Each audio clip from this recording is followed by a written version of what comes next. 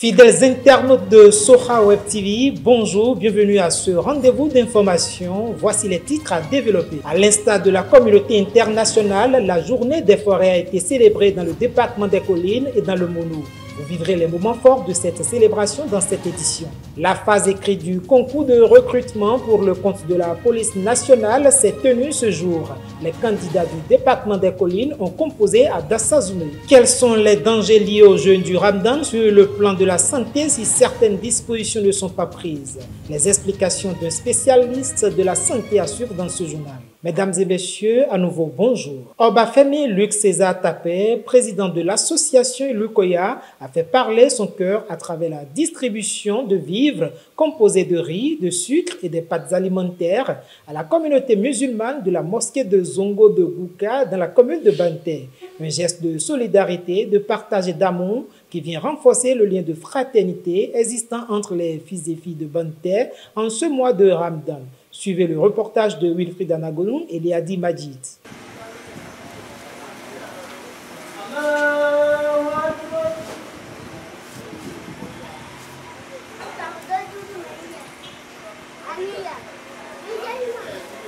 En ce mois béni du Ramadan, l'association Ilukoya, dirigée par Obafemi Luc César Tapé, a lancé officiellement le don de vivres à la mosquée de Zongo dans l'arrondissement de Gouka dans la commune de Banté. Cette action à caractère social vise à montrer la solidarité, le partage et l'amour qui existent entre les membres d'une même communauté. Depuis plusieurs années, notre association Ilukoya s'efforce d'être un maillon fort de la chaîne de solidarité dans notre commune, la commune de Banté. Cette distribution de sucre, riz, spaghettis et bien d'autres denrées alimentaires à nos frères et sœurs musulmans des 9 arrondissements de la commune de Banté n'est pas une première et ne sera pas la dernière. C'est une tradition que nous avons instaurée et que nous comptons perpétuer, car nous savons que donner, c'est s'aimer l'amour, la fraternité et la paix dans nos cœurs et dans notre société. Chers frères et sœurs, après cette première étape de lancement aujourd'hui à Gouka, nos différentes coordinations locales prendront le relais dès demain, samedi 22 mars 2025, pour continuer cette œuvre noble dans les autres arrondissements de la commune de Banté. Nous faisons cela avec le cœur, avec foi et avec un profond respect pour votre engagement religieux et votre attachement à la paix. Pour les bénéficiaires, cette action de l'association Ilukoya est à féliciter et surtout à pérenniser. Je ne peux que les remercier, les encourager pour ces gestes, pour l'épanouissement de notre commune. Je me réjouis par rapport à ça. On est content, plus content. On est content plus que ça. Dieu fera. Dieu va lui donner ce qu'il va nous donner plus que ça. Avec, Inch'Allah, des musulmans, Dieu va lui donner ce qu'il veut. La cérémonie de don de vivres, de riz, de sucre et de pâtes alimentaires a connu son épilogue dans une ambiance chaleureuse en union de prières. Forêts et aliments, c'est le thème retenu pour l'édition 2025 de la Journée internationale des forêts. Dans le département des Collines, c'est la commune de Dassazoumé qui a accueilli la célébration officielle présidée par la directrice du cabinet du ministère du cadre de vie, représentant le ministre empêché, Antoine Adobobo et Henri Solidi pour le point. Forêts et aliments, c'est le thème autour duquel la journée internationale des forêts a été célébrée ce vendredi 21 mars 2025 à Dassazoumé, accompagné des enfants ambassadeurs des forêts du département des Collines. C'est en présence du préfet du département, de la directrice du cabinet du ministère de cadre de vie et du développement durable, du maire de Dassazoumé, que cette célébration a sublimé cette journée particulière. Grâce au projet Forêt classée du Bénin, plus de 15 000 hectares de plantations ont vu le jour entre 2020 et 2024, marquant ainsi une avancée significative en matière de préservation et de valorisation de notre patrimoine forestier. Les services écosystémiques que nous procurent ces forêts sont innombrables et variés. C'est donc avec une immense reconnaissance que les populations du département des Collines accueillent les manifestations de cette journée. Au regard du lien profond qui unit les hommes et les femmes de notre département à leurs forêts, il est impératif d'attirer l'attention de nos concitoyens sur la nécessité d'une gestion avisée de ces espaces vitaux. La noble initiative dénommée « Enfants ambassadeurs » nous permettra d'optimiser à coup sûr les multiples bienfaits qu'offrent les espaces forestiers, tant pour notre santé que pour l'alimentation du bétail et des populations humaines. Afin d'assurer une gestion pérenne et efficace de nos forêts, j'invite toutes les composantes de notre société, en particulier la jeunesse, et l'exemple des ambassadeurs des forêts est une illustration éloquente, à développer un intérêt plus accru pour la connaissance et la préservation de cet héritage naturel inestimable, afin qu'il puisse être transmis avec soin aux générations futures. En cette journée symbolique consacrée à la préservation de notre patrimoine forestier, il est essentiel de prendre un moment pour réfléchir à l'importance de ces écosystèmes vitaux qui constituent une part fondamentale de notre environnement et de notre avenir collectif, et de mettre en place toutes les mesures nécessaires pour favoriser son développement. C'est pourquoi je voudrais exprimer ma profonde gratitude aux autorités compétentes pour avoir choisi la commune centrale du Bénin, notre belle commune et plus particulièrement l'école primaire publique de Dassa-Quartier, pour accueillir cette manifestation. Je suis particulièrement honoré d'être associé à un tel événement porteur de sens et de perspectives pour l'avenir de notre planète. En tant que maire, je tiens à réaffirmer l'engagement du conseil communal de Dassa-Zoumé à accompagner cette initiative et à soutenir dans la durée des projets de sensibilisation à la préservation de nos forêts, afin que cette célébration ne soit pas une fin en soi, mais qu'elle maille, un véritable maillage qui s'entendra, je l'espère bien, à toutes les écoles primaires publiques de notre commune, et pourquoi pas à nos collègues d'enseignement général. Représentant le ministre du Cadre de Vie, la directrice du cabinet du ministère du Cadre de Vie et du Développement durable explique l'importance de cette célébration et les motivations de l'État à cet égard. Dans certaines zones rurales, et environ 60% de la population rurale au Bénin dépend des ressources forestières pour leur subsistance. Il ne fait donc l'ombre d'aucun doute que les forêts contribuent de manière significative à notre sécurité alimentaire. Notre pays, le Bénin, à travers le programme d'action du gouvernement PAG, a perçu ce lien entre forêt et aliments en mobilisant tous les moyens humains, matériels et financiers pour arrimer le PAG aux objectifs de développement durable numéro 2, à savoir éliminer la faim et assurer la sécurité alimentaire. C'est pourquoi le ministère du Cadre de Vie et des Transports, en charge du développement durable, met un point d'honneur à la préservation, la conservation et la promotion des écosystèmes forestiers. Missionnés à travailler pour la sauvegarde des forêts, les enfants ambassadeurs des forêts ont laissé leur empreinte sur le mur de l'humanité en mettant en terre des plans qu'ils s'évertueront à entretenir. Enfants ambassadeurs des forêts, m'engage à être un modèle pour la conservation des forêts du Bénin.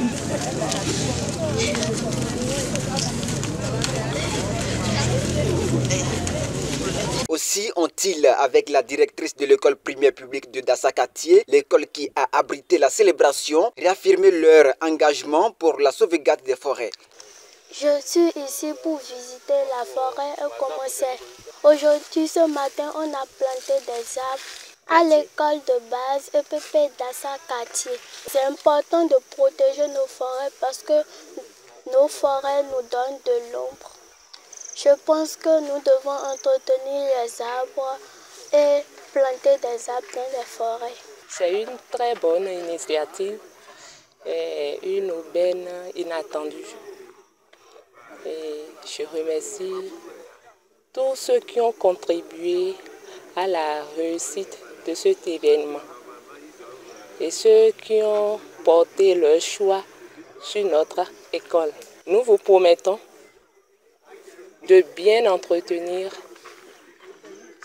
le matériel reçu et les plans mis en terre.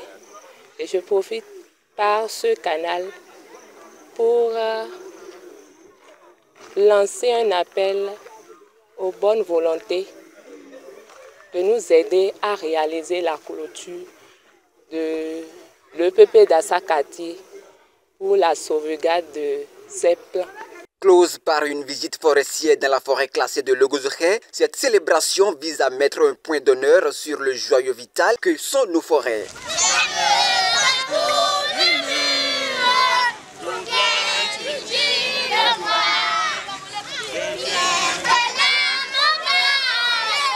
Dans le département du Mono, la journée internationale des forêts a été célébrée à Poyogbe sous la houlette du chef de l'inspection forestière du Mono-Koufo, du représentant du préfet, du représentant du maire de la commune et des enfants ambassadeurs des forêts. Reportage. Dans le département du Mono, la journée internationale des forêts a été célébrée à Poyogbe sous la houlette du chef de l'inspection forestière du Mono-Koufo, du représentant du préfet, du représentant du maire de la commune et des enfants ambassadeurs des forêts. Ces derniers ont marqué cet événement par leur engagement solennel à contribuer activement à la préservation des forêts dans cette région. Mes camarades et moi, ambassadeurs de la forêt du CG à Corée, dans la commune de Pomé, remercions sincèrement le service forestier pour la confiance placée en nous, choisissant comme ambassadeur des forêts, trouver des solutions pour préserver notre terre, notre vie. Une immense joie que je prends la parole au nom de mes camarades, ambassadeurs des forêts de l'école primaire publique d'Akewe. Nos parents trouvent les boîtes de chauffe, de champagne, les fruits, les légumes, les tisanes et les viandes, la protection des forêts et le reboisement. Cette journée, instituée pour sensibiliser les populations sur l'importance capitale des forêts pour le bien-être des communautés, a permis de rappeler à chacun la richesse et la diversité forestière dont dispose le département du Mono. À l'occasion, le chef d'inspection forestière, le colonel Ulrich Adouvo Desroutin, a présenté brièvement les ressources forestières de ce département. L'ensemble des ressources forestières du Mono sont constituées de forêts galeries. C'est des forêts qui longent le long des cours d'eau. On peut citer les lacs, également les forêts qui sont dans le bassin des lacs, le lac Aémé, le lac Tao, qui constituent des zones humides. Et le département du Mono, à proprement parler, n'a aucune forêt classée ni de périmètre de reboisement, mais cependant dispose d'une réserve transfrontalière qui est située dans le bassin du Mono, où on peut rencontrer différents écosystèmes qui sont liés aux zones humides, raison pour laquelle cette zone a été classée comme réserve de biosphère. Autour de ces aires communautaires, il y a une population qui vit, qui fait des activités agricoles, des activités de reboisement et qui sont constituées en aires communautaires de conservation de la biodiversité. Le département du Mono dispose également des forêts sacrées, des forêts privées, des forêts communautaires, des plantations privées. En effet, en dehors des forêts naturelles, également les plantations que nous faisons de main d'homme, à partir de 2 hectares déjà, on peut parler de forêt. C'est pour cela que nous sommes contents de célébrer cette journée. Le message des autorités a mis en lumière l'urgence de protéger ces espèces vitaux. Avec l'appui de l'inspection forestière du Monokoufo, les autorités ont exhorté les habitants à adopter des comportements éco-responsables afin de prévenir la déforestation et de favoriser la régénération des zones forestières. Allons donc nous mettre à la même dynamique en luttant donc contre le braconnage et en sensibilisant la population pour le reboisement, en mettant donc dans notre budget un programme de reboisement annuel. C'est pas ce que nous avons fait l'année passée. Nous allons multiplier les hectares. Il se dégage aisément que le couple forêt et aliments est salutaire pour la contribution de tous pour une bonne prise de décision par les acteurs. Mesdames et messieurs, honorables invités, dans cette prise de décision, l'administration forestière a opté pour l'implication des élèves et écoliers dans l'initiative des enfants ambassadeurs des forêts. L'implication de cette couple juvénile permettra à long terme de mieux conformer d'autres apprenants pour une relève continue et assurée en matière de reboisement. Ce nouvel arrimage vise à définir les actions nécessaires ou prioritaires pour réduire la déforestation et restaurer les forêts en vue de soutenir la production des aliments qu'offrent ces forêts à travers le monde, surtout aux peuples autochtones et aux communautés rurales qui fréquentent ces forêts. La préservation des forêts est un défi mondial et il est essentiel que chaque communauté prenne conscience de son rôle crucial dans cette lutte.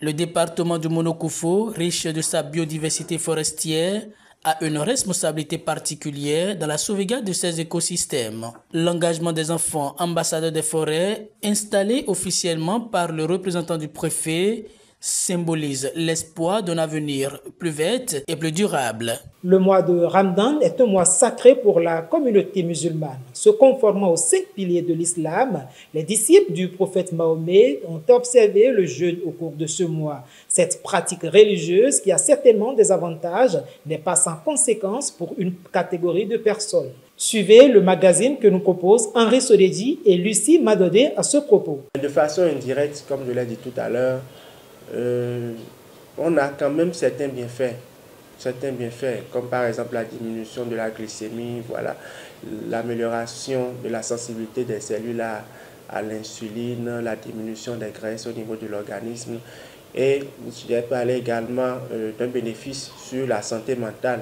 Donc, celui qui se sent bien, qui a une diminution du risque cardiovasculaire, c'est aussi par là un moyen de prévention, on peut le dire, mais c'est indirect. Cependant, il est essentiel de reconnaître que le jeûne n'est pas sans risque. Les personnes souffrant de certaines maladies, comme le diabète ou les troubles alimentaires, doivent être prudentes. De plus, un jeûne mal géré peut entraîner des effets négatifs. Les effets négatifs au cours du jeûne, nous pouvons citer, il y a plusieurs effets. Il peut y avoir des céphalées atroces, des maux de tête, pour le dire en langage simple, atroces, des étourdissements, des vertiges, une hypoglycémie, c'est-à-dire une baisse du taux de sucre dans le sang, qui peut aller jusqu'au coma lorsqu'on est dans un cas d'hypoglycémie sévère, et lorsqu'on ne fait rien, cela peut aboutir au décès de façon très banale.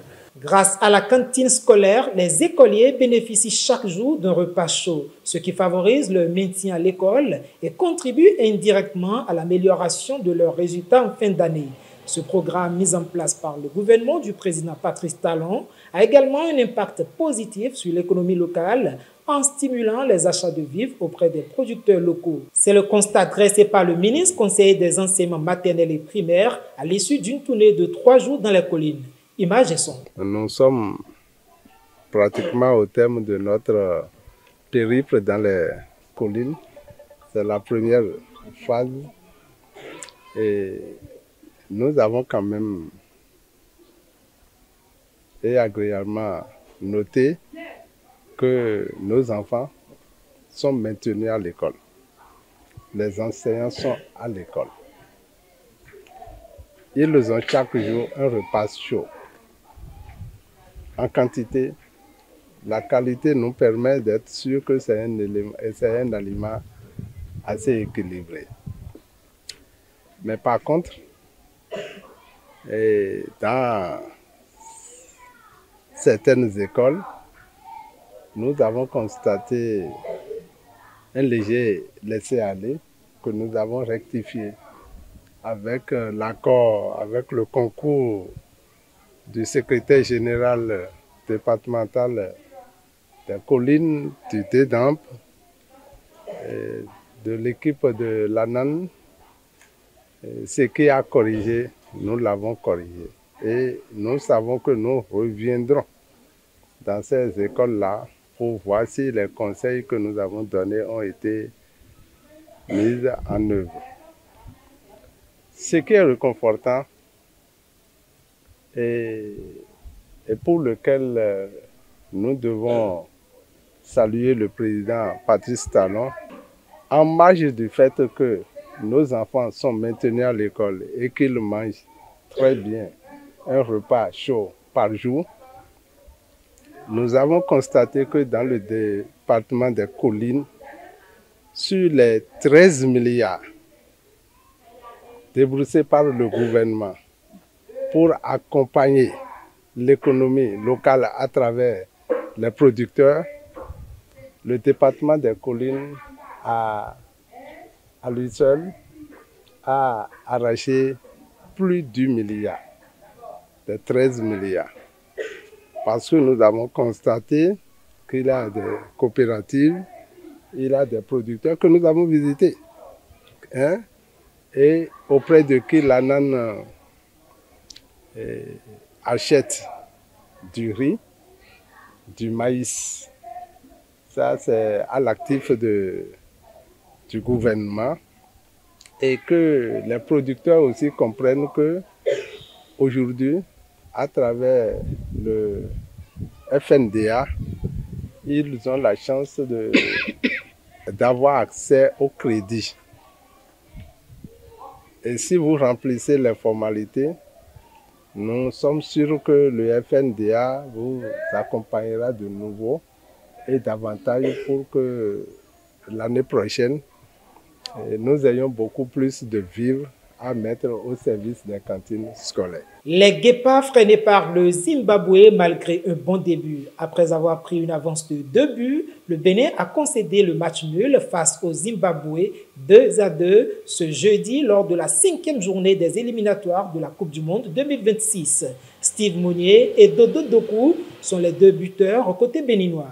Les hommes de Gunnar Hort restent en tête du groupe C avec 8 points et se préparent désormais pour leur prochaine rencontre prévue mardi prochain contre l'Afrique du Sud. Ce match se jouera au stade Félix Houphouët-Boigny à Abidjan à partir de 17h. Dans le cadre du concours de recrutement de 1785 élèves agents de police au titre de l'année 2023, il est procédé ce samedi 22 mars 2025 à l'organisation de la phase écrite. Une épreuve de dissertation de culture générale d'une durée de 3 heures a été soumise aux candidats retenus après l'épreuve sportive du samedi 8 mars 2025.